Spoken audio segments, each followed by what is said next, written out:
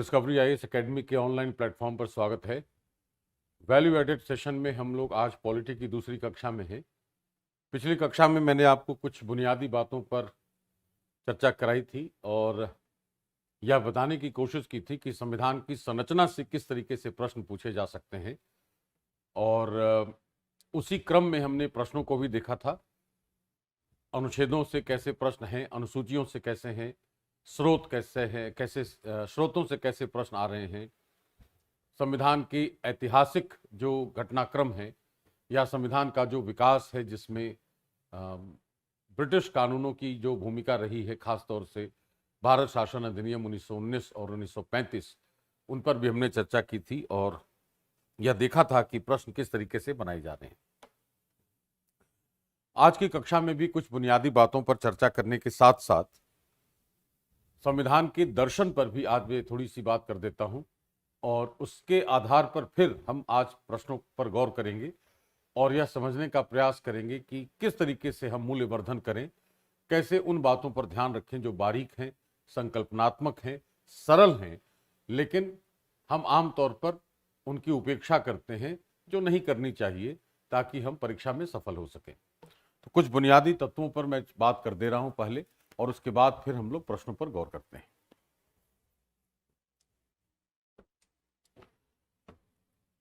आपके लिए एक शब्द यहां लिख रहा हूं मैं, राज्य या स्टेट, और एक शब्द है राष्ट्र या नेशन।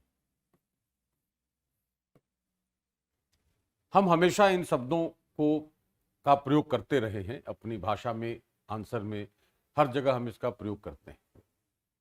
तो राज्य को जब हम राजनीतिक संदर्भ में परिभाषित करते हैं तो यह कहा जाता है कि राज्य के 4 अनिवार्य तत्व होते हैं। आपने भी पढ़ा होगा यह।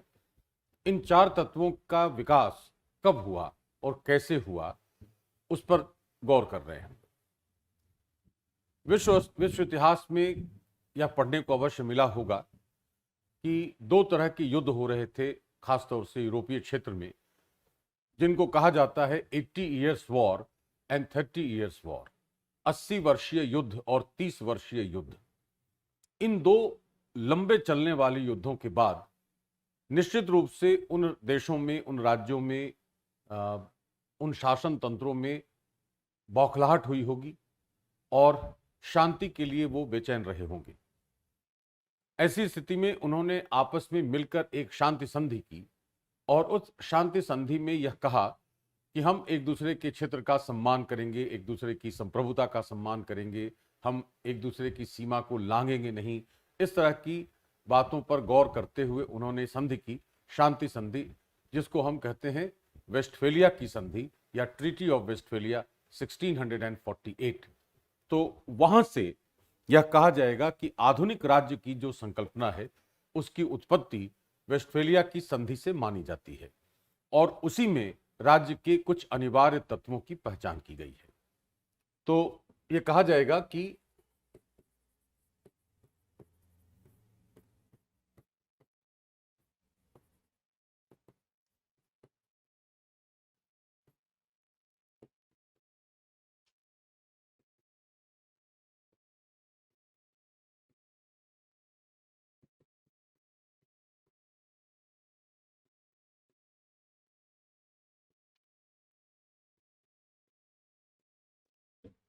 वेस्टफेलिया की संधि से मानी गई है।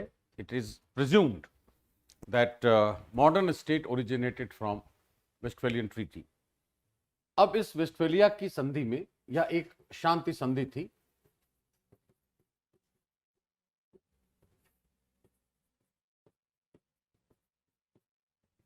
अस्सी वर्षीय और 30 वर्षीय युद्धों के बाद इसमें कुछ सैद्धांतिक पक्ष रखे गए और वहां से वेस्टफेलियन स्टेट्स हम उसकी उत्पत्ति देखते हैं। तो यहां पर यह कहा जाएगा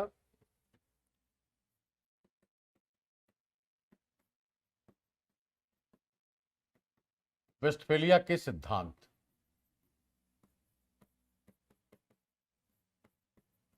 राज्य से संबंधित है। तीन सिद्धांत हैं इसके। एक है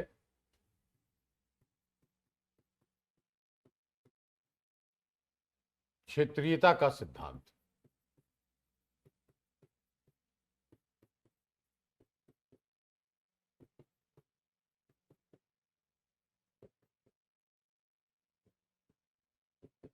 डॉक्ट्रिन ऑफ टेरिटोरियलिटी। दूसरा है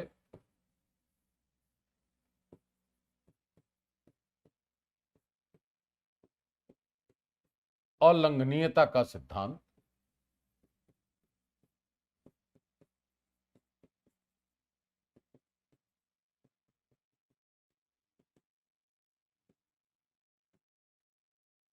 doctrine of इनवायलेबिलिटी।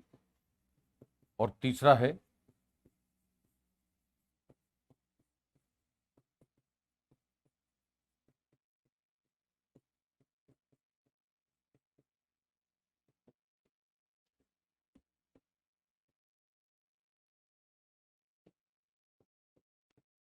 Doctrine of sovereignty.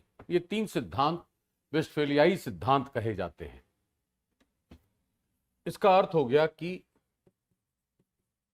प्रत्येक राज्य का अपना क्षेत्र होगा।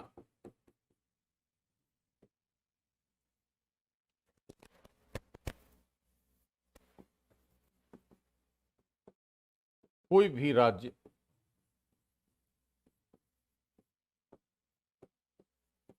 किसी अन्य राज्य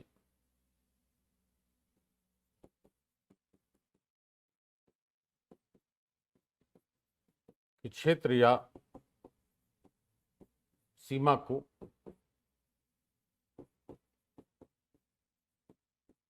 लांघने का प्रयास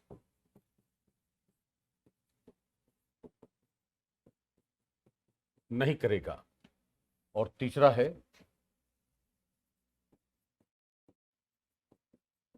प्रत्येक राज्य अपने क्षेत्र पर स्वयं निर्णय लेगा। साधारण भाषा में इसको इस तरीके से समझ सकते हैं कि आधुनिक राज्य के अंदर क्षेत्र, जनसंख्या, सरकार और संप्रभुता, इस चार अवयवों के साथ एक नए राज्य का उद्भव हुआ, जिसको हम आधुनिक राज्य की संज्ञा देते हैं। कहा जाएगा कि वेस्टफेलियाई सिद्धांतों के आधार पर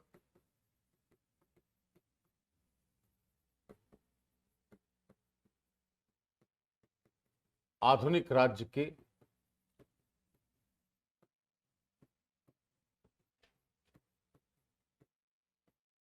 तत्वों की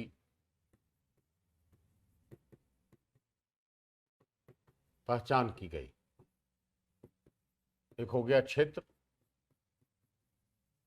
टेरिटरी,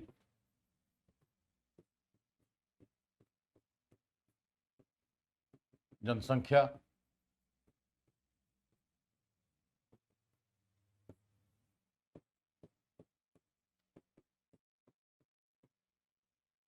गवर्नमेंट और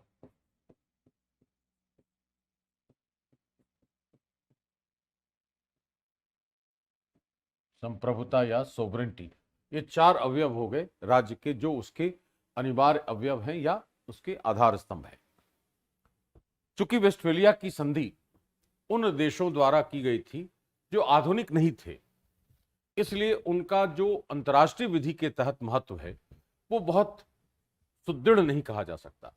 इसलिए 20वीं शताब्दी में फिर से एक संधि की गई और उस संधि को हम अंतर्राष्ट्रीय विधि के तहत मान्यता देते हैं, जिसके आधार पर विश्व स्तर पर राज्यों की पहचान और राज्यों को मान्यता देने वाले कार्य किए गए। उस संधि को हम आज भी स्वीकार करते हैं और यदि मान लिया या कहा जाए कि भारत एक राज्य है अथवा नहीं, तो हम उसी संधि के आधार पर भारत को राज्य की संज्ञा दे सकते हैं। तो वह जो संधि है उसका नाम है Montevideo convention.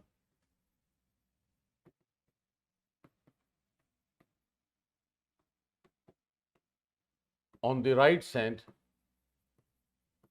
duties of states 22 दिसंबर 1933। मोंटेवीडियो यूरुग्वे में एक जगह है, वहां पर यह सम्मेलन हुआ और इसमें दो सिद्धांत हैं। एक को कहते हैं घोषणात्मक सिद्धांत या डिक्लेरेटरी थ्योरी और दूसरे को कहते हैं संगठनात्मक या संविधायी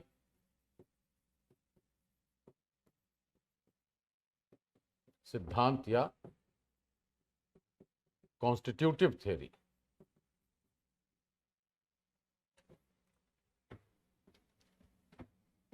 इस सिद्धांत के तहत राज्य के अवयव पहचाने गए। पहला,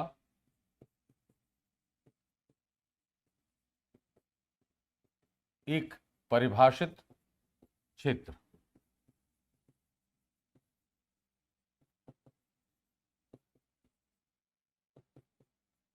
डिफाइंड टेरिटरी। एक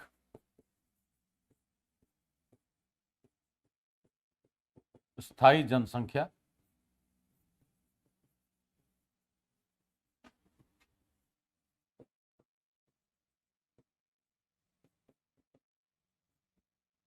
परमानेंट पॉपुलेशन।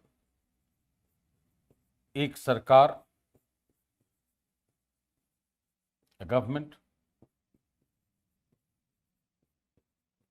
और चौथा है अन्य राज्यों के साथ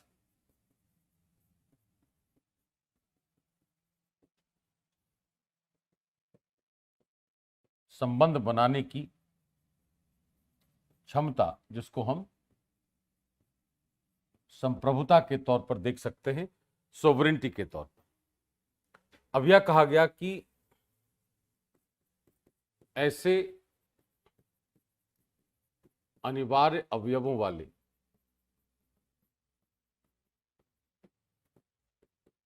राज्य को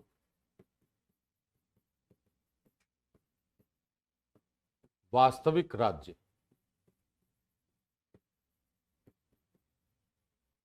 डी फैक्टो स्टेट कहा गया। तो कोई भी एक ऐसा क्षेत्र है जिसके पास ये चार अवयव है, वह अपने आप को स्वतंत्र घोषित कर सकता है और एक वास्तविक राज्य के रूप में अपना अस्तित्व बनाए रख सकता है। अब यहां पर है कि किसी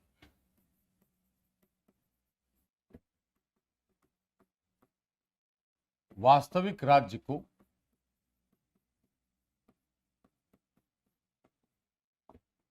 अंतर्राष्ट्रीय विधि के तहत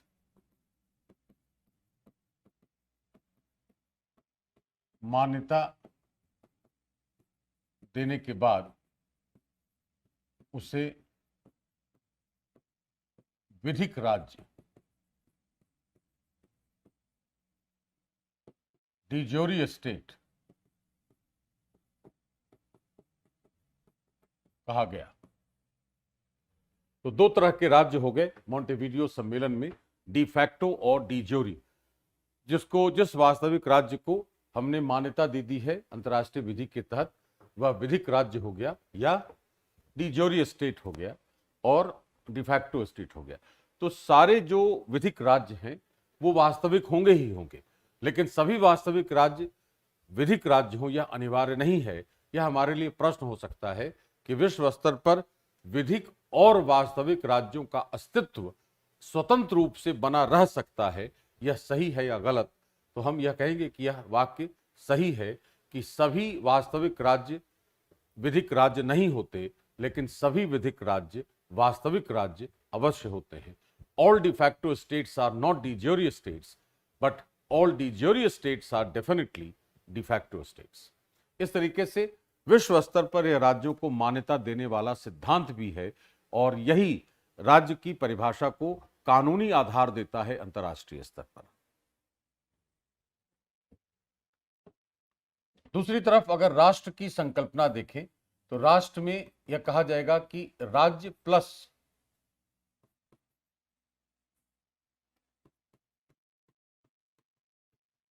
जनसंख्या में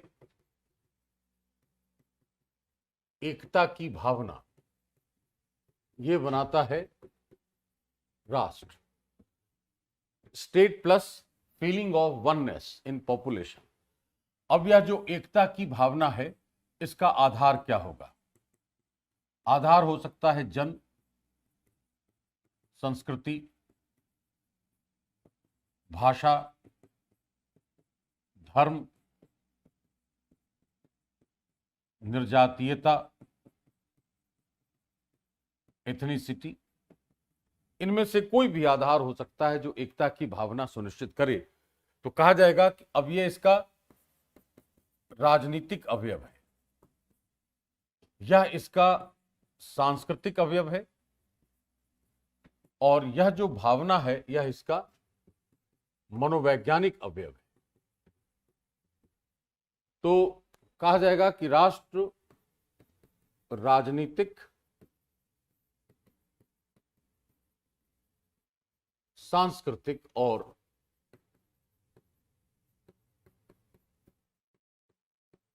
मनोवैज्ञानिक संकल्पना है। Politico cultural and psychological concept है, जिसमें राजनीतिक अवयव के रूप में राज्य अपने 4 अवयवों के साथ है। जनसंख्या में एकता की भावना है, जो मनोवैज्ञानिक पक्ष है उसका, और ऐसी एकता की भावना लाने के लिए सांस्कृतिक अवयव उसके कार्य करते हैं, जो या तो धर्म हो, भाषा हो, जन्म हो या निर्जातीयता हो। इसके आधार पर अगर एकता की भावना है तो उसको हम राष्ट्र की संज्ञा दे सकते हैं। इसकी उत्पत्ति भी वेस्टफेलिया की संधि से ही हुई है, ऐसा कहा जाएगा, चूंकि राज्य की उत्पत्ति वेस्टफेलिया की संधि से हुई है। एक तो बुनियादी पक्ष यह है हमारा। इसके बाद अगर हम भारत के संविधान की कुछ महत्वपूर्ण विशेषताओं पर बात करें,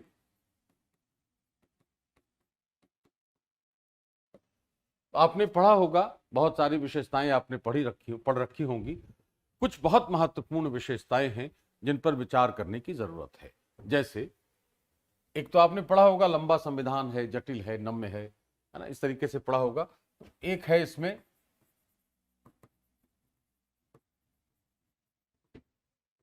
शक्ति पृथकीकरण और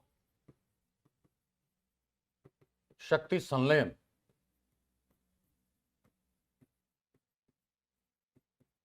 के सिद्धांतों का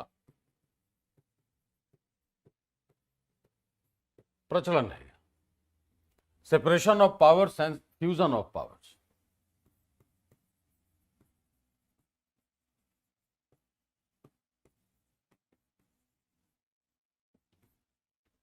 इसको कहा जाएगा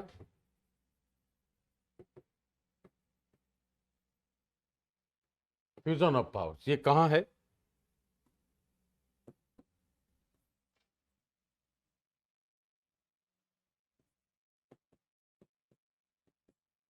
कार्यपालिका का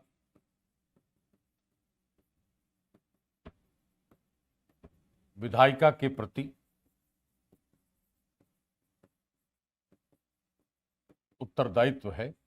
यह है अनुच्छेद 75(3) में, जिसमें लिखा गया है कि मंत्रिपरिषद सामूहिक रूप से लोकसभा के प्रति उत्तरदायी होगी। यही शक्ति संलयन या फ्यूजन ऑफ पावर्स के सिद्धांत का प्रमाण देता है। और सेपरेशन ऑफ पावर है संघ और राज्यों के बीच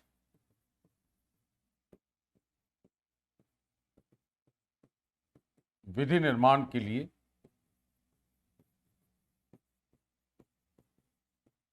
विषयों का बंटवारा है। इसको कहते हैं शक्ति विभाजन, डिवीजन ऑफ पावर्स, जिसे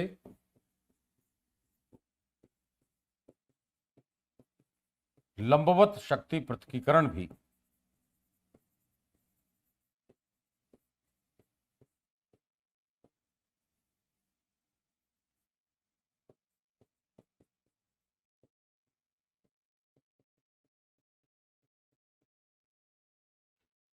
संघ और राज्यों के बीच हमने बांटा है विषयों को। यह है 7वीं अनुसूची,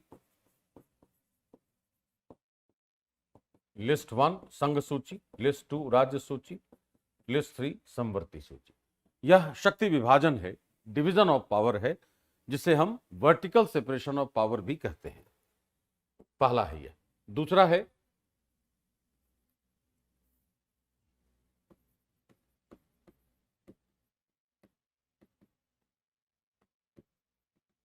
क्षैतिज शक्ति पृथकीकरण है, हॉरिजॉन्टल सेपरेशन ऑफ पावर है। यह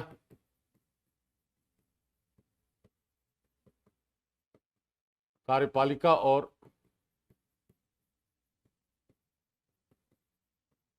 न्यायपालिका के बीच प्रत्यक्ष रूप से अनुच्छेद 50 में और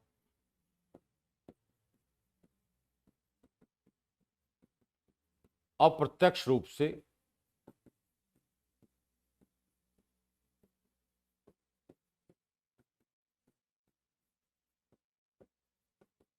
विधायिका और न्यायपालिका के बीच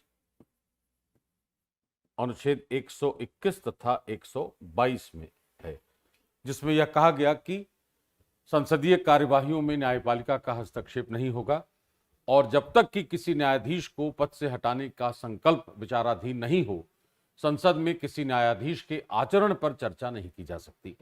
तो इस प्रकार से अप्रत्यक्ष रूप से शक्ति पृथकीकरण विधायिका और न्यायपालिका के बीच है अनुच्छेद 121 और 122 में, और प्रत्यक्षतः यह कहा गया है अनुच्छेद 50 में कि कार्यपालिका और न्यायपालिका के बीच शक्तियों का पृथकीकरण होगा, जिसे हम क्षैतिज शक्ति पृथकीकरण कहते हैं, हॉरिजॉन्टल सेपरेशन ऑफ पावर्स। और वर्टिकल हो गया, लंबवत हो गया संघ और राज्य के बीच 7वीं अनुसूची में या अनुच्छेद 246 है। इसके लिए हमने विषयों का बंटवारा कर रखा है विधि निर्माण के उद्देश्य से, ताकि दोनों के बीच कोई टकराव नहीं हो। यह जो विशेषता है, यह विशेषता भारत को संघ और परिसंघ दोनों बनाती है। संघ बनाता है शक्ति फ्यूजन ऑफ पावर और परिसंघ बनाता है सेपरेशन ऑफ पावर। इस तरह की एक बहुत महत्वपूर्ण विशेषता भारत के संविधान में देखी जा सकती है। दूसरी जो विशेषता है वह है एकल संवैधानिक प्राधिकार का प्रचलन, प्रैक्टिस ऑफ सिंगल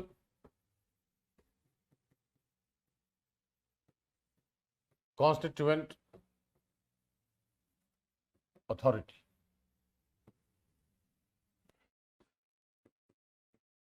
अब प्राधिकार जो है वह दो तरह का हो सकता है, अथॉरिटी दो तरह की होती है। एक को कहते हैं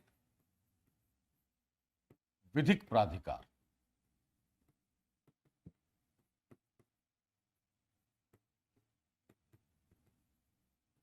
लीगल अथॉरिटी, और एक है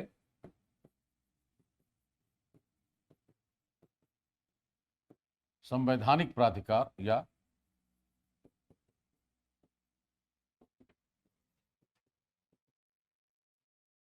कॉन्स्टिट्यूएंट अथॉरिटी। इसका मतलब होता है विधि का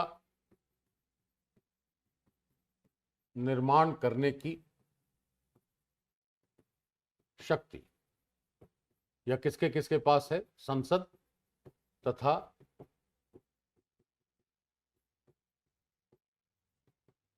राज्य विधानमंडल, दोनों को यह शक्ति है, दोनों को यह प्राधिकार है। यह विधिक प्राधिकार है और यह है संविधान में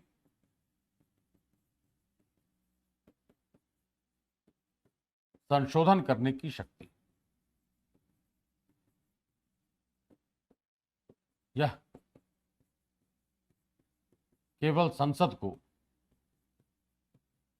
प्राप्त है, इसलिए कहा जाता है एकल संवैधानिक प्राधिकार।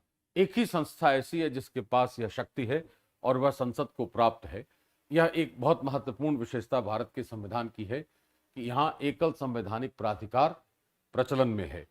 कुछ विशेषताएं आपने पढ़ रखी होंगी, वो मैं जानता हूँ, और याद भी होंगी आपको। एकल नागरिकता, एकल अधिवास, इसके बाद लंबा संविधान, तो जटिल और नम्य संविधान, इस तरह के बहुत सारी विशेषताएं आपने पढ़ रखी होंगी।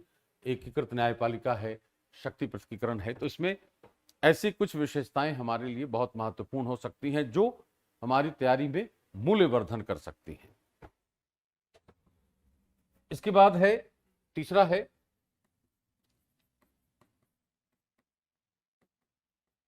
स्वतंत्र न्यायपालिका है। यह परिसंघीय विशेषता है या परिसंघीय अभिलक्षण है, फेडरल फीचर कहते हैं इसको। अगर स्वतंत्र न्यायपालिका है तो वह राज्य परिसंघ होगा, ऐसा कहा जाएगा। क्यों? क्योंकि संघ और राज्य के बीच अगर विवाद होगा तो स्वतंत्र न्यायपालिका ही उस विवाद का समाधान कर सकती है। इसलिए तो स्वतंत्र न्यायपालिका संघ राज्य या राज्य राज्य विवादों के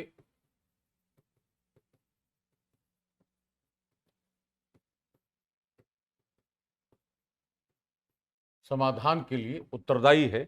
यह परिसंघीय अभिलक्षण है इसका, भारत के संविधान का। ऐसी बहुत सारी विशेषताएं हैं, कुछ ऐसी दो तीन मैंने आपके साथ शेयर की हैं अभी, जो आपको ध्यान में रखनी है, और उससे आपको यह लगेगा कि हम कुछ ऐसी विशेषताओं पर बात कर रहे हैं जो बहुत महत्वपूर्ण है और जो विशिष्ट कही जा सकती हैं भारत के संविधान में। इसके अलावा कई ऐसी समानांतर संकल्पनाएं साथ चलती हैं भारत में जिनमें कोई टकराव नहीं होता, जैसे संघ और परिसंघ दोनों के गुण विद्यमान हैं। इस तरीके से जैसे संसदीय और राष्ट्रपति का भी प्रावधान है और संसद का भी प्रावधान है, तो संसदीयता और परिसंघीयता दोनों का गुण यहाँ मौजूद है। यह एक अति विशिष्ट विशेषता है भारत के संविधान की, which is one of the finest characteristic features of Indian Constitution. अब इसके बाद कुछ बातें हमें ऐसी करनी हैं, जैसे आपने पढ़ा होगा संविधान के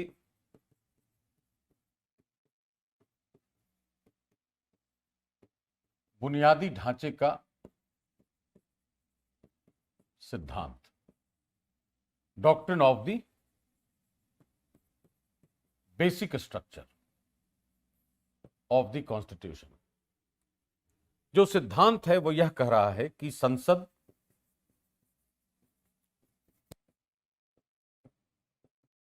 मौलिक स्वतंत्रताओं में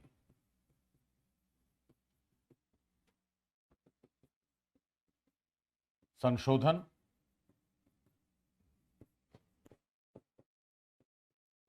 रूपांतरण, परिवर्तन या विरूपण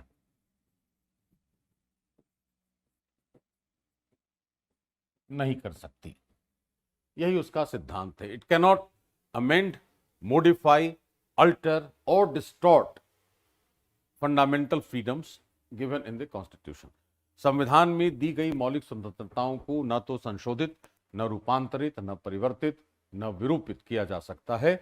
यह बेसिक स्ट्रक्चर है, और यह जो सिद्धांत है यह संसद की संविधान में संशोधन करने की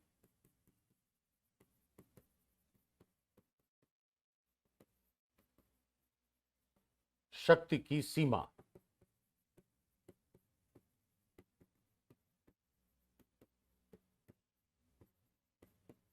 का निर्धारण करता है। यह आपके लिए प्रश्न है प्रीलिम्स का कि बुनियादी ढांचे के सिद्धांत का महत्व क्या है, या बुनियादी ढांचे का सिद्धांत क्या करता है। तो संसद की शक्तियों का परिसीमन है यह। It sets the limit of power of parliament to amend the constitution. संशोधन करने की शक्ति का परिसीमन करता है। यह इसके आधार पर हम बुनियादी ढांचे की बात कर सकते हैं, जिसमें बहुत सारी बातें हमने शामिल कर रखी हैं, जैसे भारत का परिसंघीय चरित्र है, भारत में पंथ निरपेक्षता है, लोकतंत्र है, समानता, न्याय, बंधुता, जितने भी दार्शनिक सिद्धांत हैं वो सब इसके अवयव आ जाते हैं। न्यायपालिका की स्वतंत्रता है, न्यायिक पुनर्विलोकन है, विधि का शासन है, ऐसे बहुत सारे अवयव बुनियादी ढांचे के अंदर शामिल कर दिए गए हैं न्यायपालिका के द्वारा। यह न्यायाधीश आधारित सिद्धांत है, क्योंकि इसका उल्लेख संविधान में नहीं है, इसलिए इसको जज बेस्ड डॉक्ट्रिन भी कहते हैं, न्यायाधीश आधारित सिद्धांत भी कहते हैं। यहां पर एक और बात आपको ध्यान में रखनी है कि इसकी उत्पत्ति एक विकास क्रम में हुई है और उस विकास क्रम के आधार पर इसका प्रयोग होता रहा है आगे और इसका विकास हुआ है।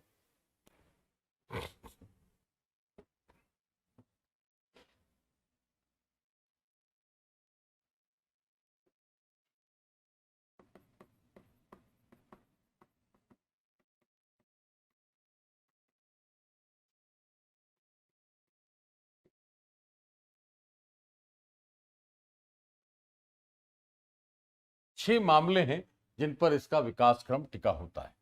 पहला है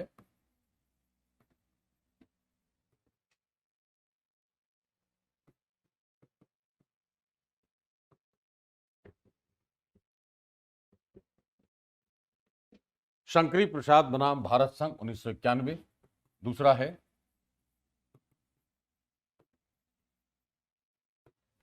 सज्जन सिंह बनाम राजस्थान राज्य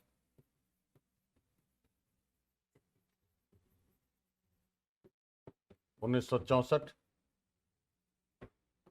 तीसरा है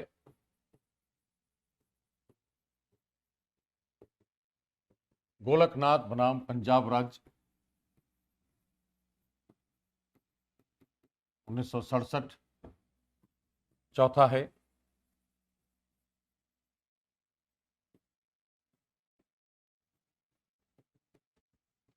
केशवानंद भारती बनाम केरल राज्य 1973। पांचवा है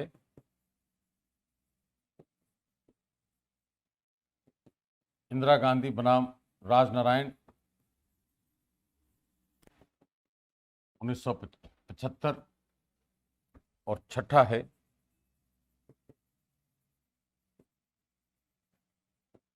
मिनर्वा मिल्स लिमिटेड बनाम भारत संघ 1980, जिसमें बुनियादी ढांचे के सिद्धांत के विकास की उत्पत्ति होती है शंकरी प्रसाद मामले से और उसकी व्याख्या की गई है केशवानंद भारती बनाम केरल राज्य 1973 मामले में 24 अप्रैल 1973 को।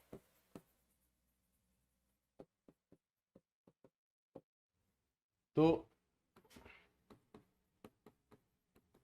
इसकी व्याख्या हुई है केशवानंद भारती केस में, यह कहा जाएगा, और समय समय पर इसमें ऐसी बातें जोड़ी गई हैं जो यह बता रही हैं कि कैसे कैसे बुनियादी ढांचे के सिद्धांत का विकास हुआ है। जैसे कि एस.आर. बोम्मई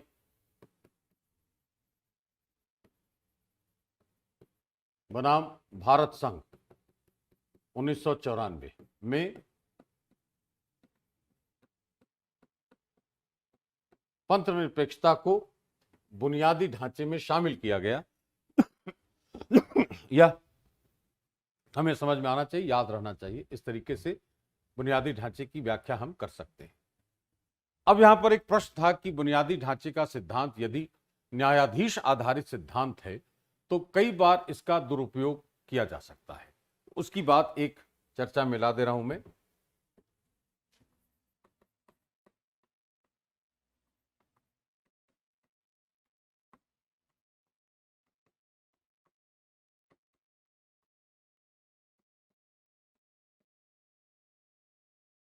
कि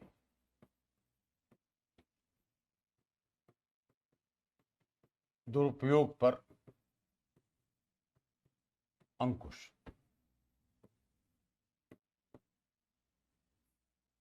एक मामला लिख रहा हूं मैं यहां, कुलदीप नायर बनाम भारत संघ 2006।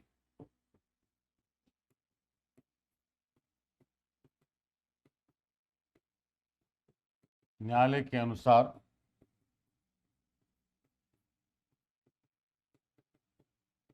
बुनियादी ढांचे के सिद्धांत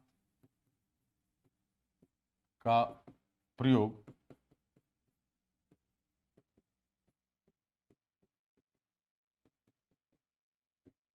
केवल संशोधन विधियों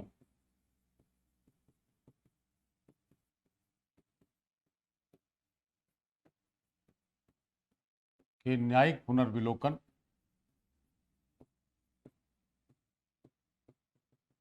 के लिए ही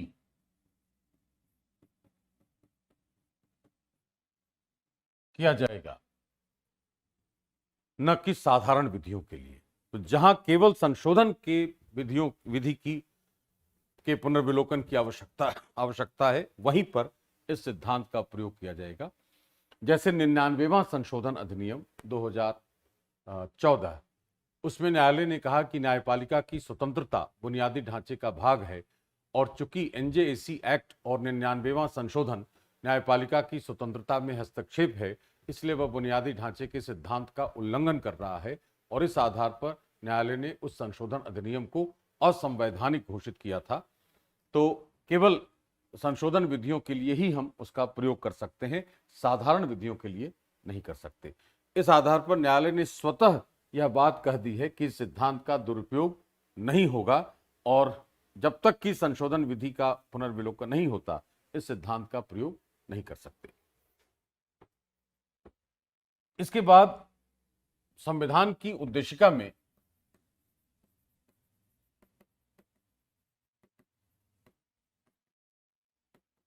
जो दर्शन है उसकी बात कर दे रहा हूं। तो दर्शन है हमारा कल्याणवाद, वेलफेयरिज्म, और इसके कई अवयव हैं। एक राजनीतिक, दूसरा आर्थिक, तीसरा सामाजिक, और चौथा सांस्कृतिक। राजनीतिक में लोकतंत्र है, और इसका विचार है उदारवाद, liberalism, democracy founded on liberal principle, उदारवादी विचारों पर आधारित। इसमें है वितरण न्याय, या इसको हम ऐसे कह सकते हैं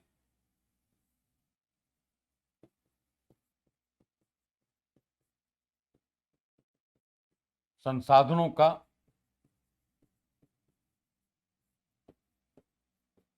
समतामूलक वितरण है, जो वितरण न्याय की बात करता है, डिस्ट्रीब्यूटिव जस्टिस की बात करता है। यह उसका दर्शन है।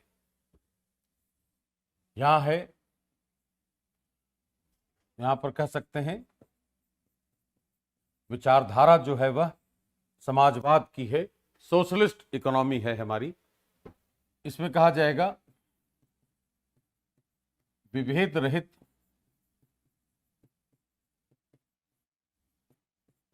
सामाजिक व्यवस्था, और इसका जो विचार है वह समतावाद है, इगैलिटेरियन, कोई विभेद नहीं होना है किसी के साथ। और सांस्कृतिक में है बंधुता, या इसी को कहा जाएगा पंथ निरपेक्षता है, सेक्युलरिज्म है। तो चार विचारधाराएं भारत के संविधान में है।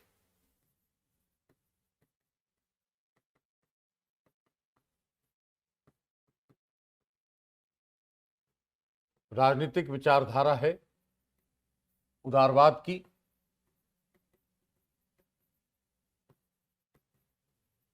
आर्थिक विचारधारा है समाजवाद की, सामाजिक है समतावाद की और सांस्कृतिक है पंथ निरपेक्षतावाद की। और ये चारों मिलकर जो दर्शन बनाते हैं वो कल्याणवाद है। इस आधार पर हम इसको समझ सकते हैं कि किस तरीके का दर्शन भारत के संविधान की उद्देशिका में रखा गया है।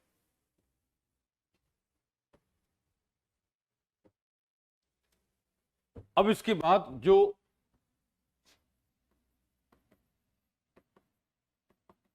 उद्देशिका में प्रतिबद्धताएं हैं, कमिटमेंट्स हैं कि हमें करना क्या है। हमने संविधान बनाया, हमने उसको अंगीकार किया है, आत्मार्पण किया है उसका, तो हम करना क्या चाहते हैं। तो एक बात है यहां, हम भारत के लोग, यह बताता है अर्थ इसका क्या है कि भारत की संप्रभुता,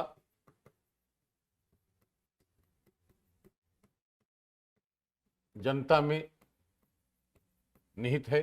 एक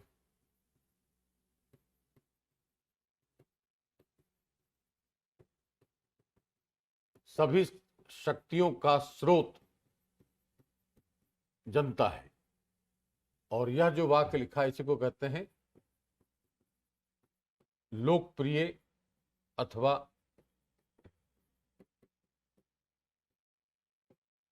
राजनीतिक संप्रभुता, कि भारत में पॉपुलर या पॉलिटिकल सोवरेंटी प्रचलित है। यह सिद्ध होता है हम भारत के लोग से। दूसरा है संप्रभुता या संपूर्ण प्रभुत्व संपन्न, इसी में कहा गया, यही अभी जो लिखा है मैंने वही है, लोकप्रिय या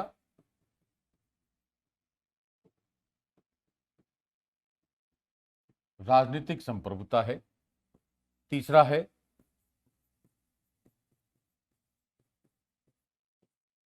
समाजवादी,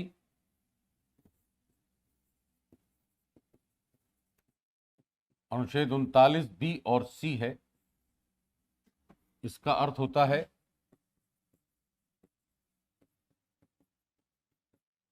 भौतिक संसाधनों पर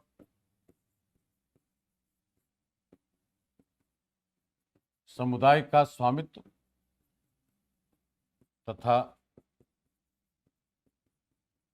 धन एवं उत्पादन के साधनों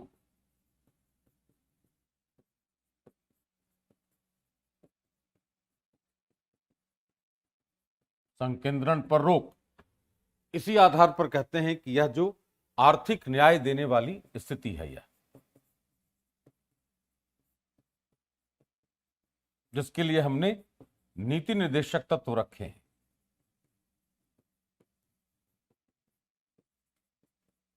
तो हमारे लिए प्रश्न बनता है कि आर्थिक न्याय कैसे प्राप्त किया जा सकता है। तो निर्देशक तत्वों के माध्यम से प्राप्त कर सकते हैं, क्योंकि दोनों निर्देशक तत्व के ही अवयव हैं और ये मूल संविधान में विद्यमान है। इसके बाद है पंथ निरपेक्ष। इसका अर्थ होता है सर्वधर्म समभाव और अनुच्छेद 25 से 28 के बीच में इसकी अभिव्यक्ति होती है कि राज्य का कोई धर्म नहीं होगा और सभी धर्मों को समान भाव से देखा जाएगा। चौथा है लोकतंत्र, जिसके 4 स्वरूप हैं। राजनीतिक, ये हो गया, स्वतंत्रता का संबंध है। इसके बाद इसको ऐसे कर दीजिए, सबसे पहले लिखते हैं उदारवादी। उदारवादी लोकतंत्र है जिसमें मूल रूप से हम स्वतंत्रता की बात कर रहे हैं। इसके बाद राजनीतिक है जिसका अर्थ होता है अधिकार संरक्षण। इसके बाद सामाजिक है जिसका अर्थ होता है विभेद रहित समाज या सामाजिक न्याय। और चौथा है आर्थिक, इसको कहा जाएगा संसाधनों का वितरण है, किस तरीके से समतामूलक। लोकतंत्र से हमारे लिए कई शब्द बनते हैं, कई प्रश्न बनते हैं। जैसे एक प्रश्न यह है कि राजनीतिक उदारवादी लोकतंत्र की स्थापना कैसे होती है। भाग 3 में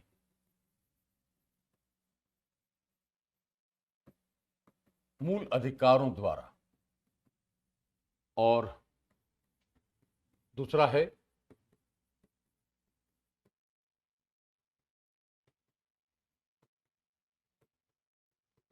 सामाजिक आर्थिक लोकतंत्र की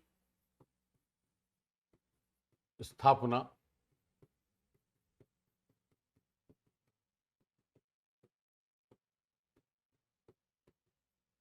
नीति निर्देशक तत्वों द्वारा। अब कहा जाएगा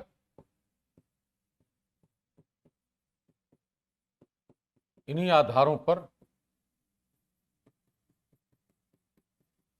भाग 3 तथा भाग 4 को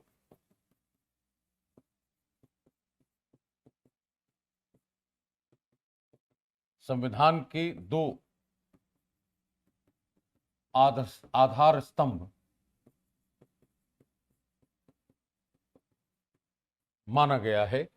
इस तरीके से हम लोकतंत्र की समझ विकसित कर सकते हैं, और ये दो हमारे लिए बहुत अच्छे प्रश्न बनाए जा सकते हैं।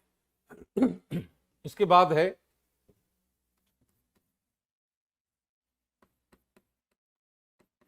गणराज्य है,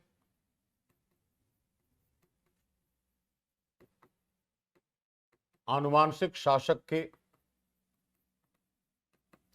स्थान पर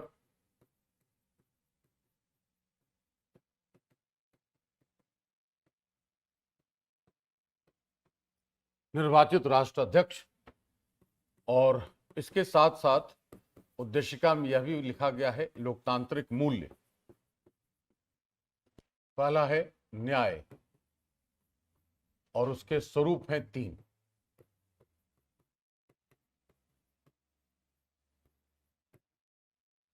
सामाजिक, आर्थिक, राजनीतिक।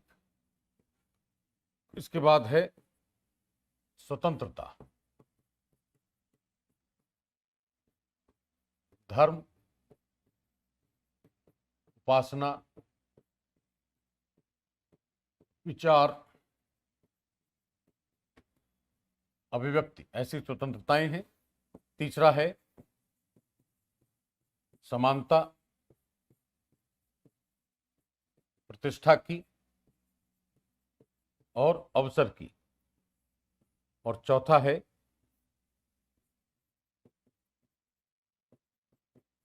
बंधुता,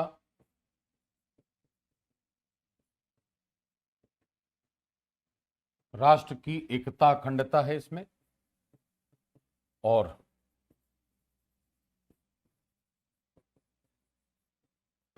व्यक्ति की गरिमा है। ये 4 लोकतांत्रिक मूल्य उद्देशिका में रखे गए हैं। इस तरीके से हम इसको आज की कक्षा में इतनी बात मैंने बता दी है जिससे आपको बारीक चीजों पर आपका ध्यान जाएगा। अब हम लोग देखते हैं कि आज की कक्षा में प्रश्न हमारे सामने कौन कौन से हैं, उससे आपको और आत्मविश्वास आपका बढ़ेगा।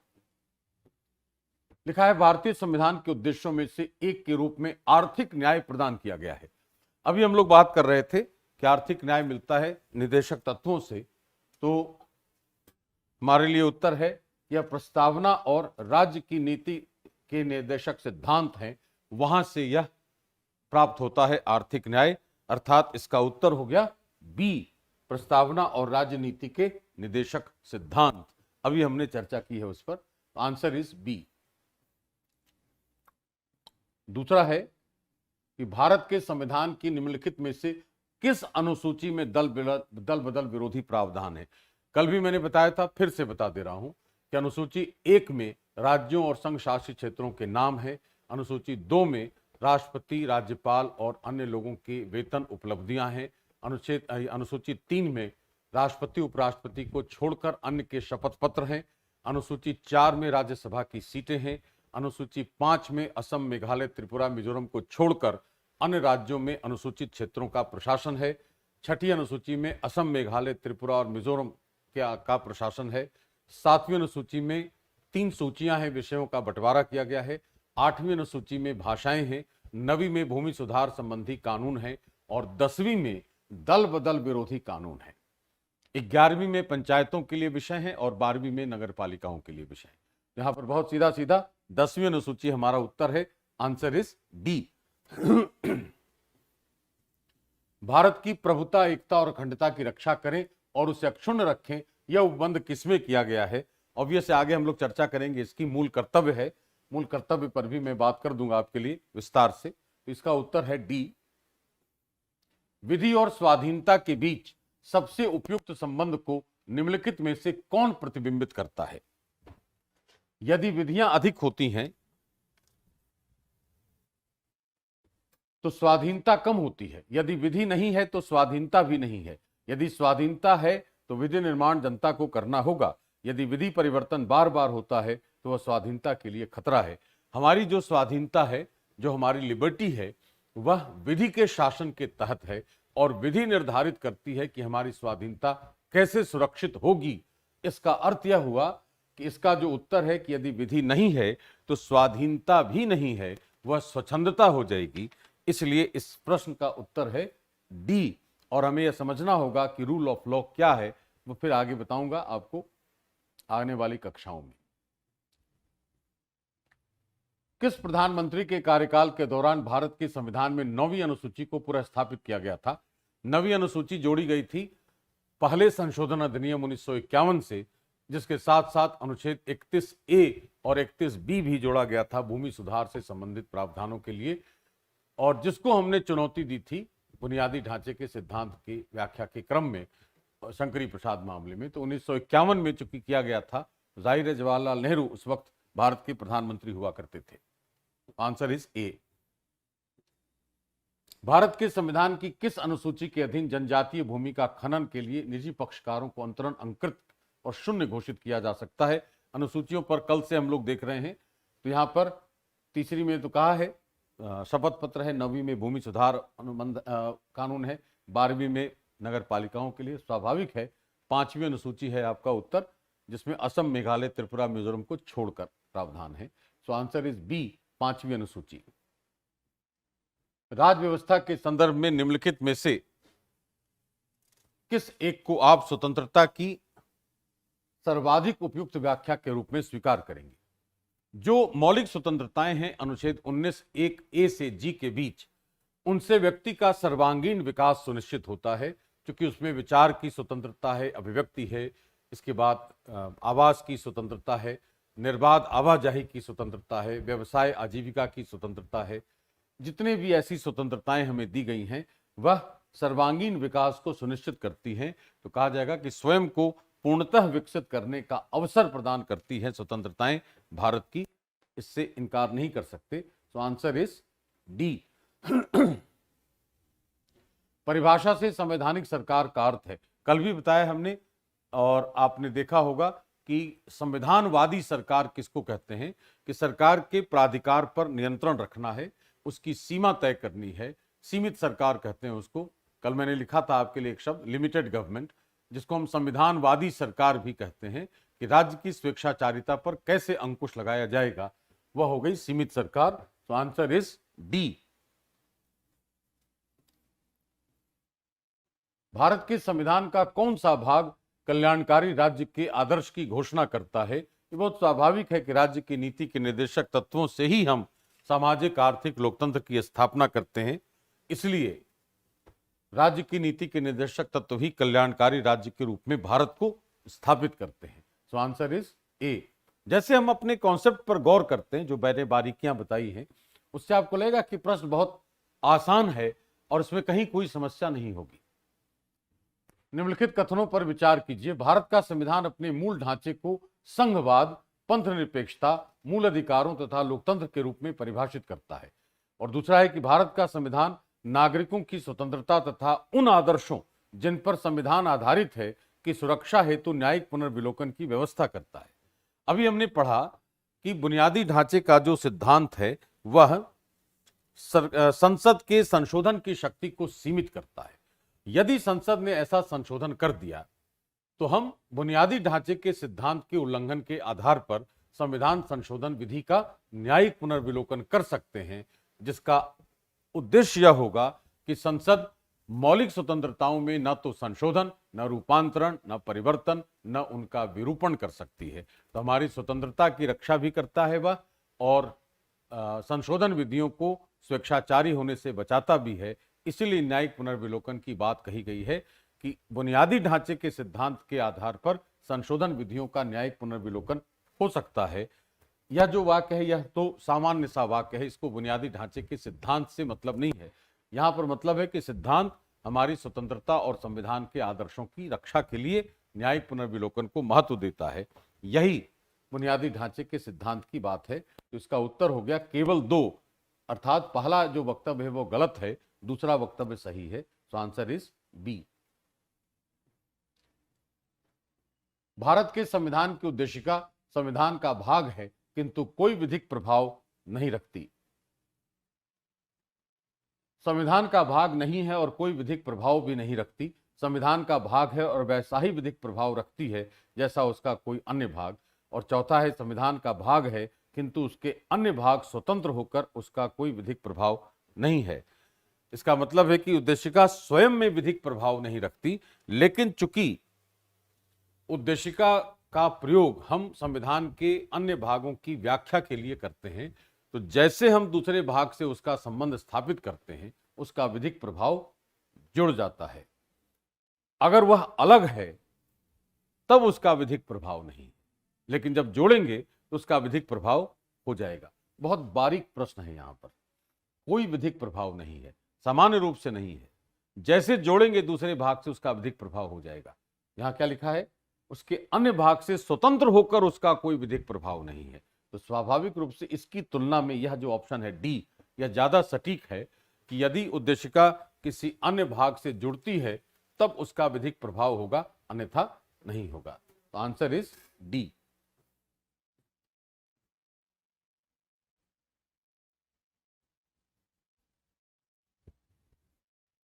यह प्रश्न आगे चर्चा करेंगे हम लोग जब मूल अधिकारों की बात करेंगे। भारतीय राज्य व्यवस्था में निम्नलिखित में से कौन सी अनिवार्य विशेषता है जो दर्शाती है कि उसका स्वरूप संघीय है, फेडरल? अभी हम लोग थोड़ी देर पहले बात कर रहे थे कि जब न्यायपालिका की स्वतंत्रता की बात आती है तो वह यह सिद्ध करता है कि वह परिसंघीय ढांचा है। क्यों? क्योंकि संघ राज्य या राज्य राज्य विवाद अगर होंगे तो उसका समाधान एक स्वतंत्र न्यायपालिका ही कर सकती है। इसलिए इसका उत्तर बहुत सिंपल है, ए, न्यायपालिका की स्वतंत्रता सुरक्षित है। निम्नलिखित में से कौन सा राज्य शब्द को सर्वोत्तम रूप से परिभाषित करता है? व्यक्तियों का एक समुदाय जो बिना किसी बाह्य नियंत्रण के एक निश्चित भूभाग में स्थायी रूप से निवास करता है, जिसकी एक संगठित सरकार है। क्या है? बिना किसी बाह्य नियंत्रण के, संप्रभुता है, निश्चित भूभाग, डिफाइंड टेरिटरी, स्थायी रूप से निवास करता है, परमानेंट पॉपुलेशन एंड गवर्नमेंट। तो मॉन्टेविडियो कन्वेंशन के हिसाब से राज्य के अंदर क्या है? निश्चित भूभाग या परिभाषित क्षेत्र, एक सरकार, एक स्थायी जनसंख्या और संप्रभुता।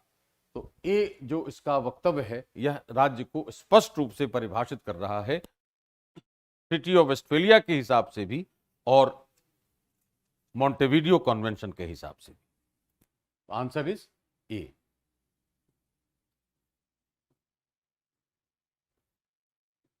निम्नलिखित में से कौन सा कारक किसी उदार लोकतंत्र में स्वतंत्रता की सर्वोत्तम सुरक्षा को नियत करता है? एक प्रतिबद्ध न्यायपालिका, शक्तियों का केंद्रीकरण, निर्वाचित सरकार और शक्तियों का पृथकीकरण।